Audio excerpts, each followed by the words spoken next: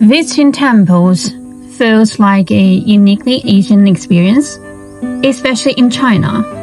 I've been drawn to temples since my early 20s. I once joked that maybe I have some kind of Buddhist affinity.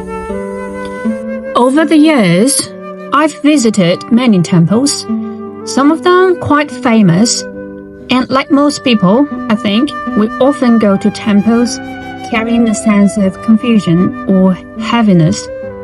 We go searching for answers, for direction, or sometimes even for very concrete, worldly wishes. I used to be no different.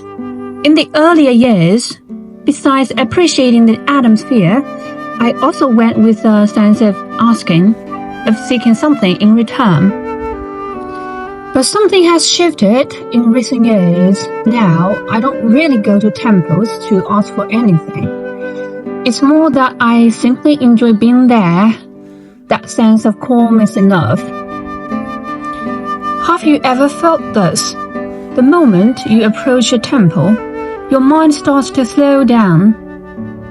It's as if the temple forms a kind of boundary, separating you from the noise of the outside world. I've often wondered, what is it about these places that make them feel so powerful? Out of curiosity, I looked into some related studies and ideas and found a few interesting explanations that I like to share. In Zen Buddhism, there is a line that goes, "The nature of enlightenment is originally pure, externally detached from appearances, internally remain undisturbed." It suggests that every person is born with a clear, luminous mind, one that can see through things as they are.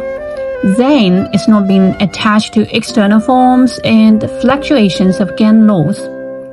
Meditation is not letting the inner mind become restless or scattered.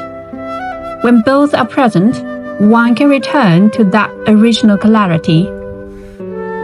In other words, we all have this naturally clear mind. It's just that in the process of chasing status, outcomes, success, and comparison, we gradually forget it.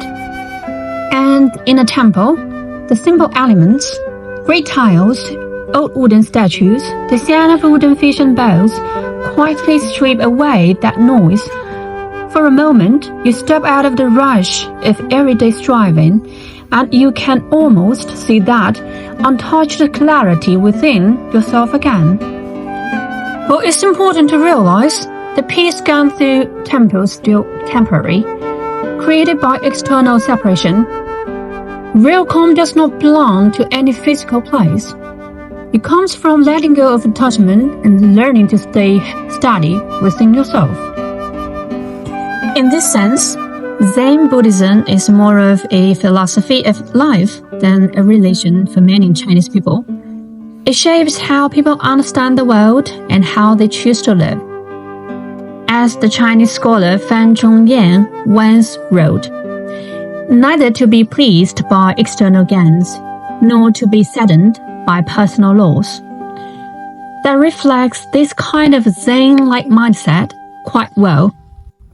Interestingly, Western psychology offers a parallel explanation, the attention restoration theory, proposed in the 1980s by environmental psychologists Stephen Kaplan and Rachel Kaplan. According to this theory, our brain relies on a limited resource called directed attention. We use it when we work, study, make decisions, and resist distractions. But in modern urban life, this mental resource is constantly drained by notifications, deadlines, traffic lights, performance pressure, until it becomes exhausted. At that point, we feel irritable, fatigued, and mentally overloaded. ART suggests that recovery requires exposure to what it calls restorative environments, which have 4 key qualities: being away, physically or mentally stepping away from daily demands; extend, a sense that the environment is rich and immersive enough to enter into. Fascination. Elements that naturally draw attention without effort. Compatibility. An environment that aligns with what your mind quietly wants to do. Rest. Temples, in many ways, naturally meet all of these conditions.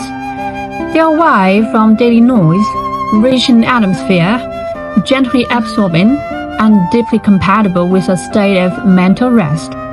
So, when you step inside, your overworked attention system begins to relax almost automatically, and the mind starts to recover. What's fascinating is that both perspectives, Eastern Zen philosophy and Western psychological theory, arrives at a similar point. One turns inward towards the clarity of the original mind. The other looks outward toward environments that restore mental balance. But in the end, both are pointing toward the same destination, a quieter mind and a more grounded sense of presence.